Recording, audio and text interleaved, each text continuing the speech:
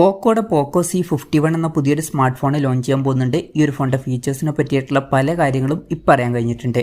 എന്തായാലും ഈ ഒരു വീഡിയോയിൽ നമ്മൾ നോക്കാൻ പോകുന്നത് പോക്കോ C51 എന്ന സ്മാർട്ട് ഫോണിനെ പറ്റിയിട്ടാണ്.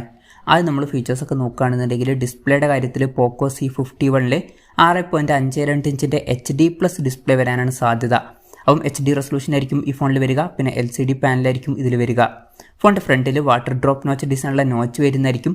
ലേറ്റസ്റ്റ് ആയിട്ടുള്ള പഞ്ചോൾ ഡിസൈനൊന്നും ഇതിൽ വരാൻ ചാൻസ് ഇല്ല. കൂടിയ റിഫ്രഷ് റേറ്റും ഇതിൽ സപ്പോർട്ട് ചെയ്യില്ല. 60 ഹെർട്സിൻ്റെ റിഫ്രഷ് റേറ്റുമായിട്ടായിരിക്കും ഈ ഒരു സ്മാർട്ട് ഫോൺ വരിക. 20:9 എന്നുള്ള ആസ്പെക്ട് റേഷ്യോയിലായിരിക്കും ഈ ഒരു സ്മാർട്ട് ഫോൺ വരിക. അപ്പോൾ ഡിസ്പ്ലേ ഫീച്ചേഴ്സ് നമ്മൾ മൊത്തത്തിൽ നോക്കുകയാണെന്നുണ്ടെങ്കിൽ ബേസിക് ആയിട്ടുള്ള ഡിസ്പ്ലേ ഫീച്ചേഴ്സ് മാത്രമേ ഈ ഫോണിൽ വരാൻ ചാൻസ് ഉള്ളൂ. പക്ഷേ ഇമ്പോർട്ടൻ്റ് ആയിട്ടുള്ള കാര്യം എന്ന് പറയുന്നത് വിലയും അതിനനുസരിച്ചിട്ട് അത്യാവശ്യം കുറയാൻ തന്നെയാണ് സാധ്യത. പിന്നെ ഈ ഫോണിൽ ഫിംഗർ പ്രിൻറ്റ് സെൻസർ വരുന്നതായിരിക്കും. ഫിംഗർ പ്രിൻറ്റ് സെൻസർ വരിക ഫോണിൻ്റെ ബാക്കിലായിരിക്കും. പിന്നെ ഈ ഫോണിൽ mediatekന്റെ helio G36 എന്നുള്ള പ്രോസസ്സർ വരാനാണ് സാധ്യത.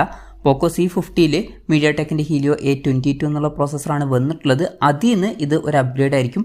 എന്നാലും ഇത് ബേസിക് ആയിട്ടുള്ള ഒരു പ്രോസസ്സറാണ്. 5G സപ്പോർട്ടൊന്നും വരില്ല. മാക്സിമം 4G സപ്പോർട്ടായിരിക്കും വരിക. പിന്നെ LPDDR4Xൻ്റെ റാമും eMMC 5.1 സ്റ്റോറേജ് ടൈപ്പ് ആയിരിക്കും ഈ ഫോണിൽ വരിക. ഈ ഫോണിൻ്റെ 2GB റാം വെർഷനും 3GB റാം വെർഷനൊക്കെ വന്നേക്കാം.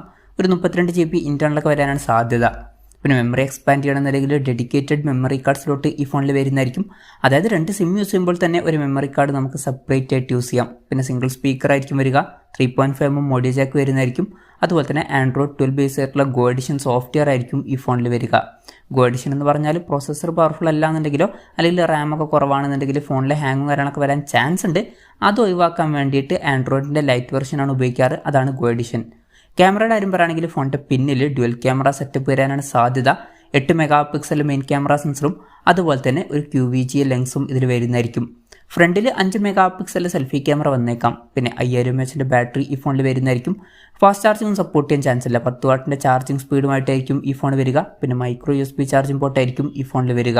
Type-C ചാർജിംഗ് പോർട്ട് വരാൻ സാധ്യതയില്ല. അപ്പം ഇതൊക്കെയാണ് ഫീച്ചേഴ്സിനെ പറ്റി പറയാനുള്ള കാര്യങ്ങൾ. പിന്നെ പറയേണ്ട ഒരു കാര്യം എന്താണെന്ന് വെച്ചാൽ ഇപ്പോൾ അടുത്ത് ഗ്ലോബൽ മാർക്കറ്റിൽ റെഡ്മി A2+ എന്ന പുതിയൊരു സ്മാർട്ട് ഫോൺ അനൗൺസ് ചെയ്തിട്ടുണ്ട്.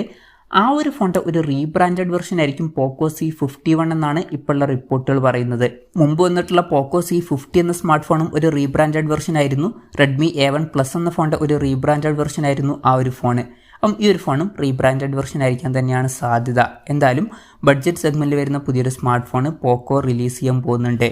വിലയുടെ കാര്യം പറയുകയാണെന്നുണ്ടെങ്കിൽ അതിനെ പറ്റിയിട്ടുള്ള കൂടുതൽ കാര്യങ്ങൾ അറിയാൻ കഴിഞ്ഞിട്ടില്ല. എന്നാലും നമ്മുടെ ഒരു എക്സ്പെക്ടേഷൻ പറയുകയാണെന്നുണ്ടെങ്കിൽ ഈ ഫോൺ ചിലപ്പം ഒരു 7000 രൂപ പ്രൈസ് റേഞ്ചിലേക്കായിട്ട് ലോഞ്ച് ചെയ്തേക്കാം. എന്തായാലും കൺഫർമേഷൻസ് ഒന്നും പുറത്ത് വന്നിട്ടില്ല. ലോഞ്ച് ഡേറ്റിനെ പറ്റിയിട്ടുള്ള കൂടുതൽ കാര്യങ്ങളൊക്കെ അറിയുമ്പോൾ അതിനെ പറ്റിയിട്ടുള്ള വീഡിയോസൊക്കെ നമ്മൾ ചെയ്യുന്നതായിരിക്കും. അപ്പം അതുപോലുള്ള വീഡിയോസ് കാണാൻ താല്പര്യമുണ്ടെന്നുണ്ടെങ്കിൽ ഈ ചാനലും സബ്സ്ക്രൈബ് ചെയ്യാവുന്നതാണ്. എന്തായാലും പോക്കോയുടെ പോക്കോ C51 എന്ന പുതിയൊരു സ്മാർട്ട് ഫോൺ ലോഞ്ച് ചെയ്യാൻ പോകുന്നുണ്ട്. അത്യാവശ്യം നല്ലൊരു പ്രൈസിങ്ങിൽ ഈ ഫോൺ ലോഞ്ച് ചെയ്യുന്നുള്ള കാര്യം നമുക്ക് എക്സ്പെക്ട് ചെയ്യാവുന്നതാണ്. എന്തായാലും പോക്കോ C51 എന്ന ഫോണിനെ പറ്റിയിട്ടുള്ള നിങ്ങളുടെ അഭിപ്രായം ജസ്റ്റ് ഒന്ന് കമൻറ്റ് ചെയ്യുക.